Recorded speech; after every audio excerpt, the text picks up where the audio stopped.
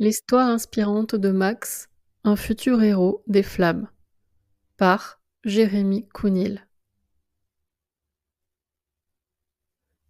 Chapitre 1. L'étincelle d'un rêve. Ce matin-là, dans la cour de l'école, Max trépigne d'impatience. Il fait les 100 pas autour de la maîtresse, les yeux fixés sur le bus qui doit les emmener visiter la caserne des pompiers. « Tu crois qu'on va voir un vrai feu ?» demande Lucas, les yeux écarquillés. « J'espère pas, gémit Léo, déjà tout pâle. « Moi, je veux voir les camions, s'enthousiasme Sarah. « Et si je devenais pompier plus tard ?» murmure Max pour lui-même, le cœur déjà en flammes. Le trajet ne dure que quelques minutes, mais Max le savoure comme un grand départ. Quand le bus s'arrête devant la caserne, tous les enfants se pressent contre les vitres. Le bâtiment est rouge brique, immense. 3 camions brillent sous le soleil. Une grande échelle monte vers le ciel, comme une promesse d'aventure. À peine descendus, une silhouette s'avance vers eux. Un homme grand, châtain aux yeux turquoise, au sourire franc, les attend en tenue de pompier. Il porte son casque sous le bras. Max est tout de suite impressionné.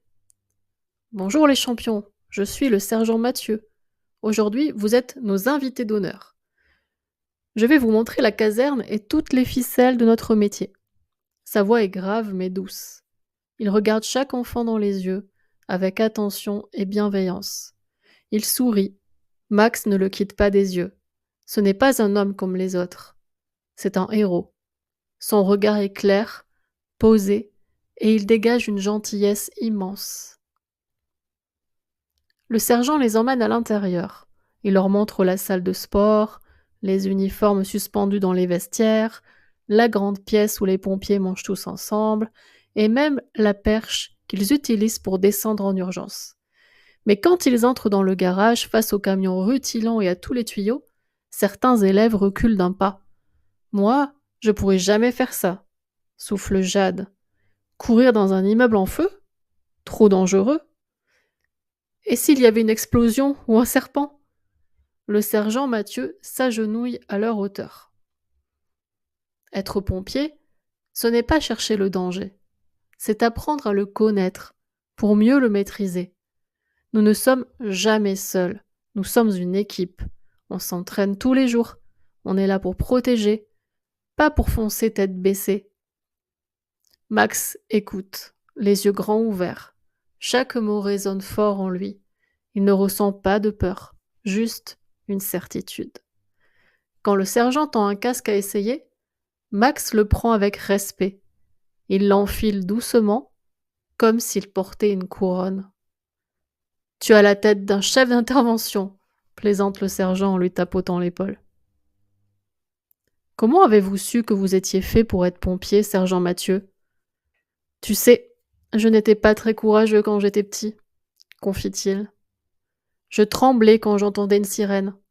Mais un jour, mon voisin a été sauvé par un pompier. Ça m'a marqué. Je me suis promis qu'un jour, moi aussi, je serai là pour aider les autres. Alors j'ai travaillé dur, je me suis entraîné.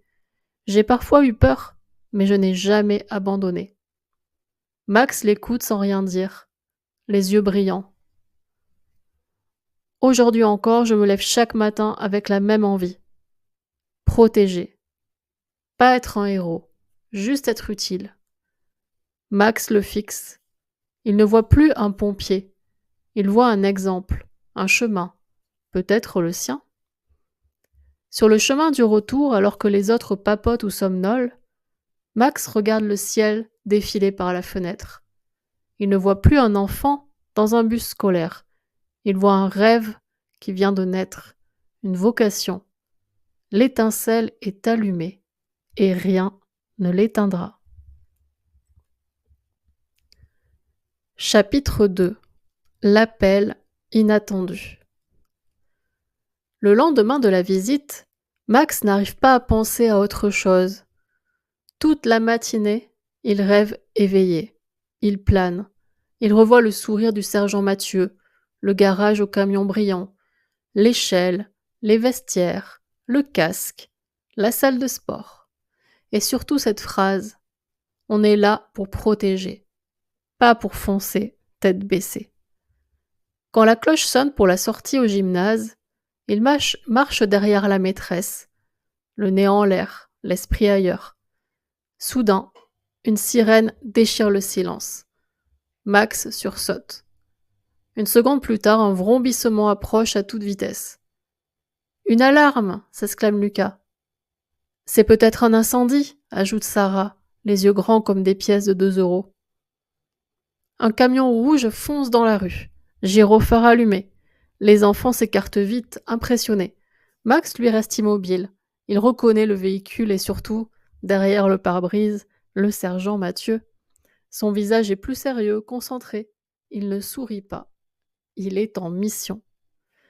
À quelques rues de là, une fumée grise s'élève. Ce n'est pas un immense brasier, mais il y a de l'agitation. Un petit feu, sûrement. Des gens attendent dehors. Un bébé dans les bras, un chien dans les jambes. Les enfants observent à distance. Les pompiers sortent du camion, calmes, précis. Un pompier déploie le tuyau. Un autre entre dans l'immeuble. Un troisième parle aux habitants. Pas un cri. Pas un geste inutile. Tu as vu? Chuchote Max à Sarah. Ils ne paniquent pas. Ils savent exactement quoi faire. Ce sont des professionnels. La maîtresse les éloigne un peu pour plus de sécurité.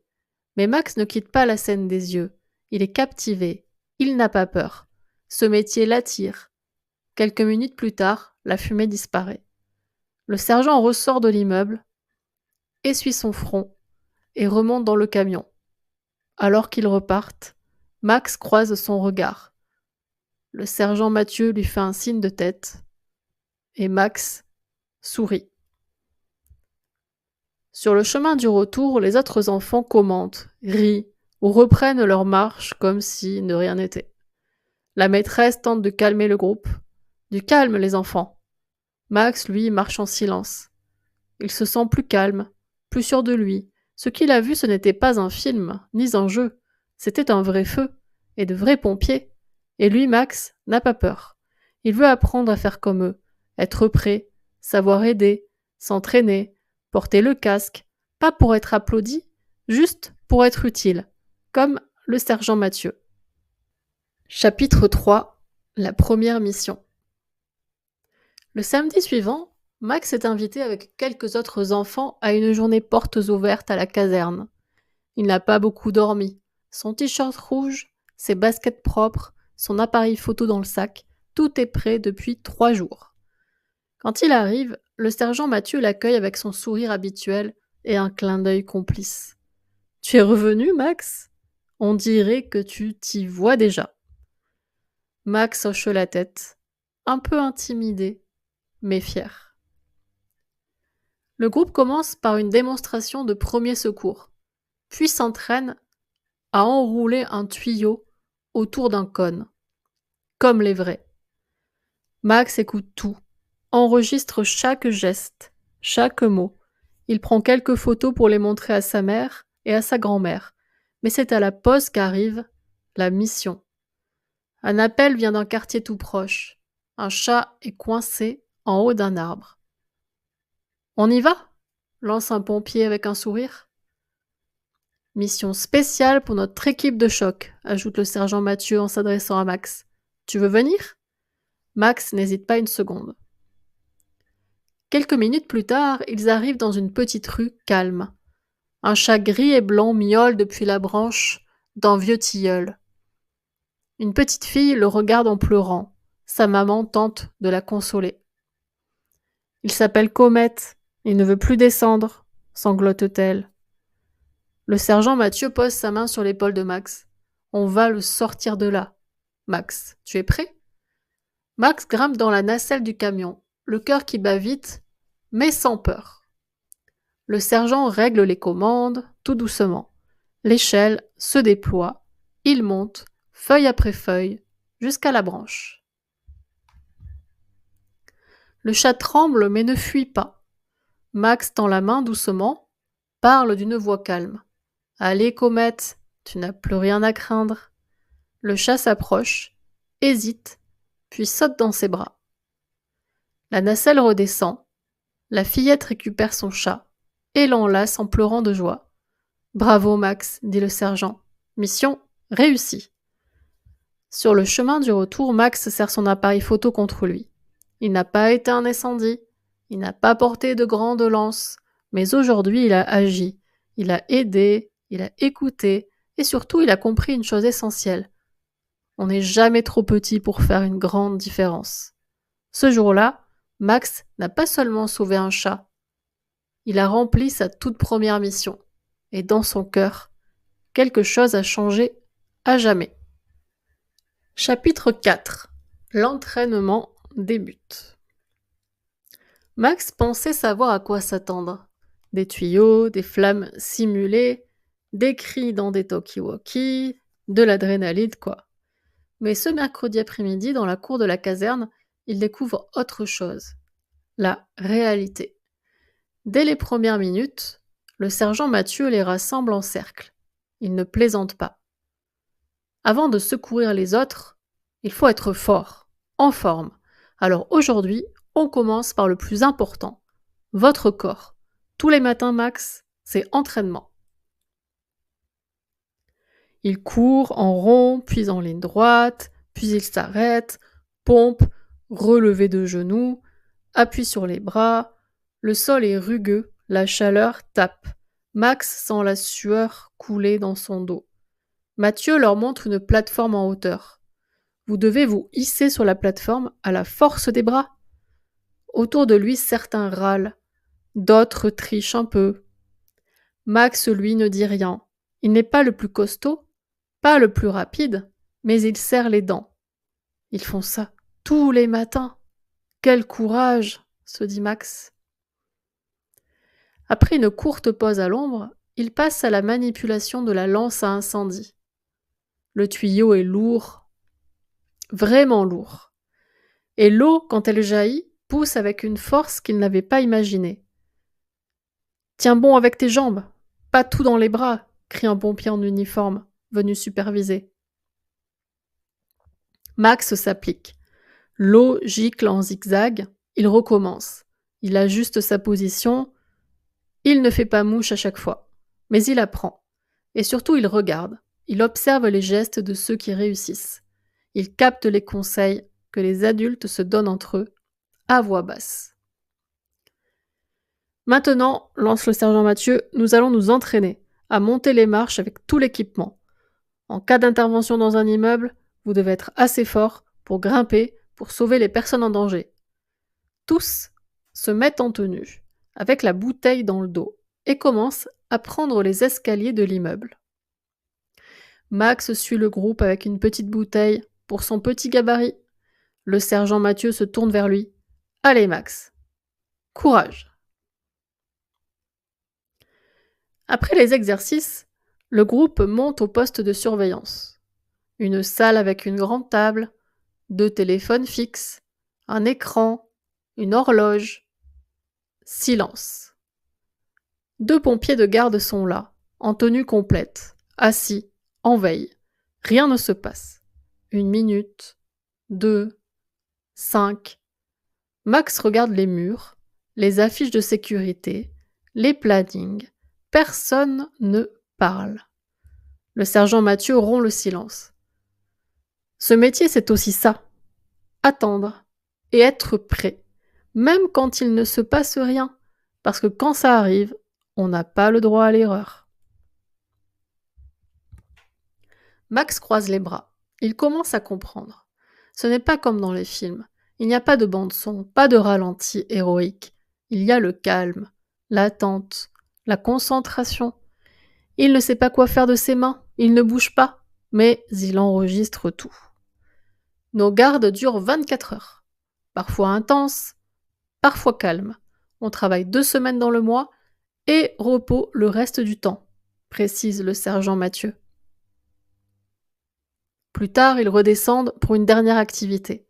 Un exercice d'alerte. Simulation d'intervention. Un scénario fictif, mais avec le vrai protocole. Max court Essaie de suivre les consignes. Il est lent, il hésite, il n'ose pas trop parler. Il ne sait pas encore où se placer, mais il est là. Et à la fin de la journée, le sergent Mathieu le regarde longuement. C'était bien, tu ne parles pas beaucoup, mais tu apprends vite. Max baisse un peu les yeux puis il sourit. Juste pour lui, parce qu'il sent que, petit à petit, quelque chose se construit. Il comprend que l'entraînement, les temps de pause et les exercices de simulation sont très importants chez les pompiers. Chapitre 5. Les valeurs d'un pompier. Ce jour-là, pas de lance à manipuler, pas de simulation d'urgence, juste une salle de réunion, quelques chaises, un tableau blanc. De la théorie, pas de la pratique. Max s'installe au premier rang, le dos bien droit. Il ne sait pas encore ce qu'on va lui apprendre, mais il est prêt à écouter. Le sergent Mathieu entre, un dossier sous le bras. Il ne porte pas sa tenue de pompier. Un t-shirt gris, un jean simple, des cernes sous les yeux. Le sergent Mathieu a l'air fatigué. Aujourd'hui, on ne va pas transpirer. On va réfléchir. Il écrit au tableau en lettres capitales. Courage, humilité, solidarité, rigueur. Max les lit à voix basse. Il connaît ces mots, mais il ne les a jamais vraiment habités. Mathieu s'assied sur le bureau. Il les regarde un à un. Le courage, ce n'est pas d'ignorer la peur. C'est d'agir malgré elle. Rester prudent et avoir les bons réflexes face au danger. L'humilité, c'est savoir qu'on a toujours quelque chose à apprendre, même après mes 20 ans de métier. La solidarité, c'est penser à l'autre avant de penser à soi. Et la rigueur, c'est ce qui sauve des vies. Un oubli, une distraction, une approximation, et ça peut coûter très cher. Les enfants écoutent, silencieux. Ce n'est pas une leçon comme les autres. Ce n'est pas un savoir qu'on peut réciter. C'est plus grand, plus grave. Max ne bouge pas, mais en lui, ça remue. Le sergent raconte ensuite des exemples. Une intervention où un pompier a reculé pour laisser passer un coéquipier plus expérimenté. Un autre qui a raté un détail et s'en est voulu pendant des semaines. Une mission simple qui a mal tourné à cause d'un excès de confiance. Ce n'est pas un métier pour briller, dit-il. C'est un métier pour veiller et pour servir, sans attendre qu'on vous remercie. Max pense à toutes les images qu'il avait en tête au début. Le feu, le casque, les sirènes. Et maintenant il pense à autre chose. Les gestes justes, les regards calmes, la présence. Il comprend que ce qui impressionne chez les pompiers, ce n'est pas ce qu'ils montrent, c'est ce qu'ils incarnent. Sans le dire. Avant de partir, Mathieu ajoute doucement. Si vous retenez une seule chose aujourd'hui, c'est ça. Le jour où vous devez intervenir, vous ne serez pas seul. Et ce que vous ferez ne sera pas pour vous, mais pour faire ce qui est juste. Max lève la main. Mais ce n'est pas pour poser une question, c'est juste pour dire merci. Chapitre 6. L'épreuve du cyclone. Quelques mois après la rentrée, le sergent Mathieu reçoit un appel. Un cyclone menace la Martinique. Plusieurs équipes de renfort sont mobilisées pour prêter main forte aux pompiers sur place. Un soir, il propose à Max et à sa mère de l'accompagner. Non pas pour intervenir, bien sûr, mais pour découvrir la réalité du terrain, pour voir ce que cela signifie. Vraiment, d'être pompier ailleurs, face à l'urgence, et loin de sa routine. Max n'hésite pas une seconde. Sa mère, elle, n'est pas d'accord. Mathieu, c'est très gentil d'avoir pensé à Max, mais c'est une mission très dangereuse et c'est si loin d'ici. Allez, maman, supplie Max. Je comprends vos craintes, mais Max sera avec moi, dit le sergent Mathieu, et il observera seulement, il verra des choses que peu de gens voient à son âge, et cela sera très formateur. Sa mère, après une longue discussion avec Mathieu, finit par accepter. Le vol est long, 10 heures. Max est surexcité. Il regarde par le hublot avant le décollage et sa mère lui prend la main. Quand ils descendent de l'avion, la chaleur est moite, saturée d'humidité. Le ciel est bas, couvert. L'air sent la terre et le sel. Le paysage est magnifique, mais beaucoup d'arbres sont par terre. La mer est agitée, les routes parsemées de feuilles et de branches. Le cyclone est passé, mais il a laissé derrière lui une île meurtrie. Mathieu rejoint une petite caserne près de Saint-Pierre. Là-bas, les pompiers sont épuisés. Ils ont passé des nuits sans sommeil à intervenir, dégager les routes, rassurer les familles, transporter les blessés.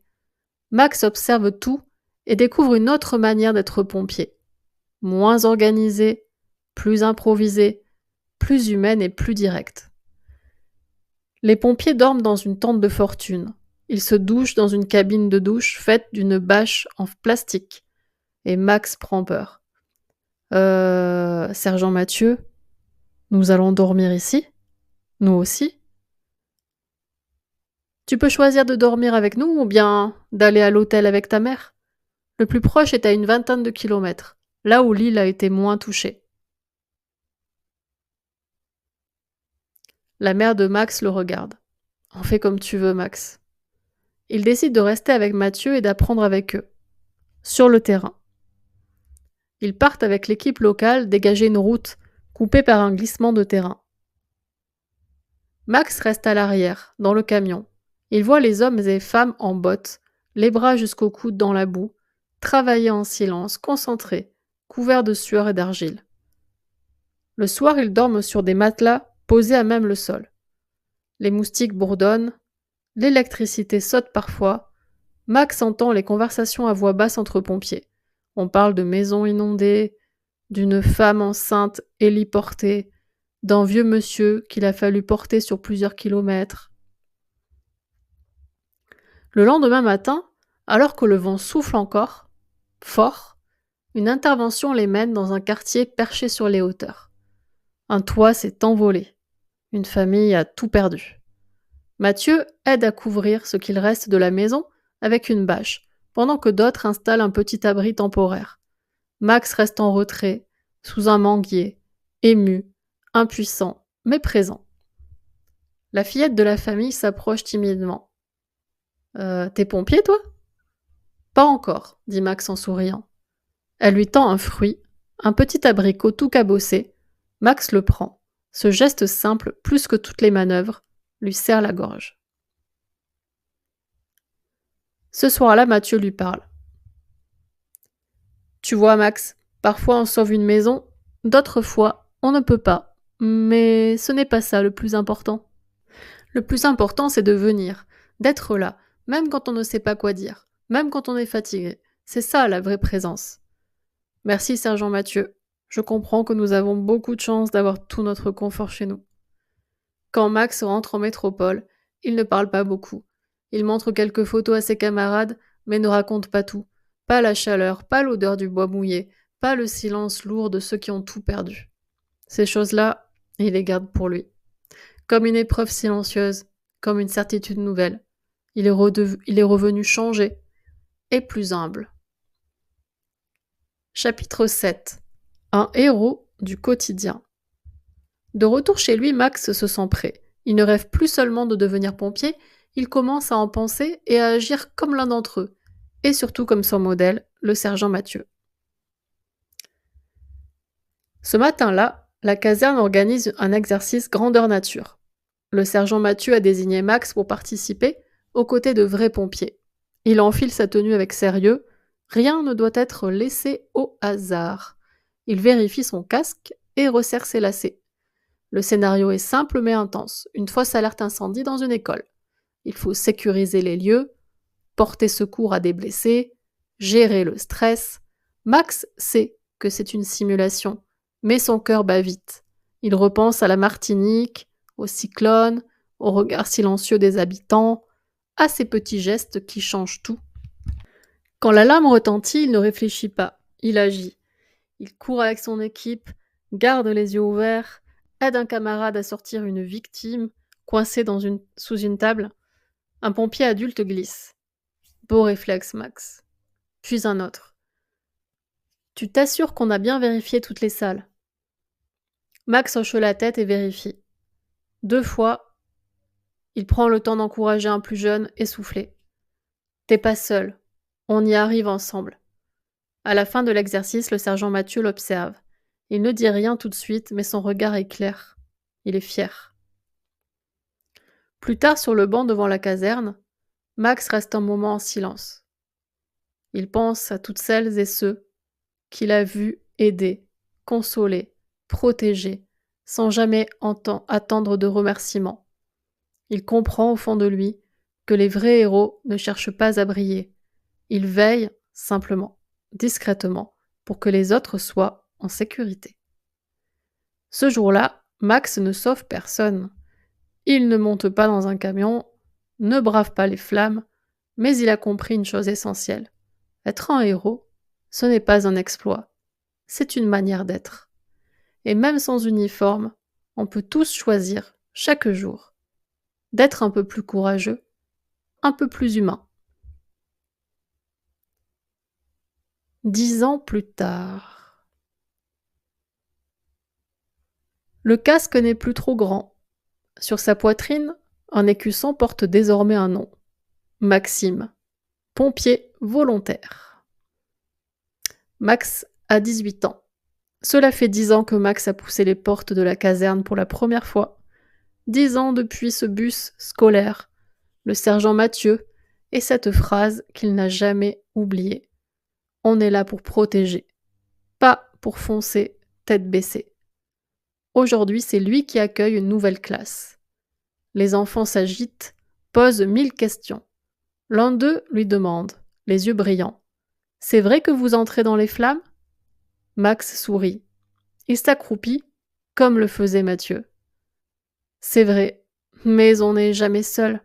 Et on ne cherche pas le feu, on cherche à aider. » Plus tard, en rentrant chez lui, Max passe devant le banc de bois, juste devant la caserne. Il s'arrête, il revoit tout. Le cyclone, le chat sauvé, les entraînements, les doutes aussi, et les efforts. Il n'a pas changé le monde, mais il s'est tenu debout, là où il fallait. Et chaque fois qu'il enfile son uniforme, Max se rappelle que les héros ne cherchent pas à briller, ils veillent, simplement, comme le sergent Mathieu.